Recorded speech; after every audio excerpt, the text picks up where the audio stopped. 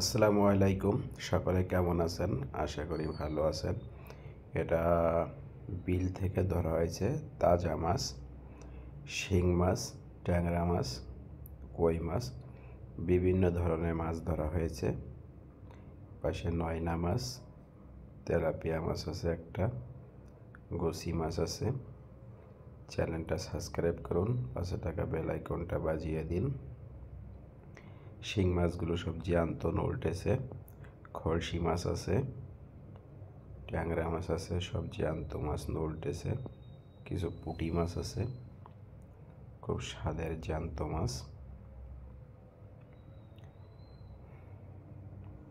এপাশে কিছু শিং মাছ মারা গিয়েছে, সব বেচার জন্য প্রস্তুতি করা হয়েছে বিল থেকে ধরে।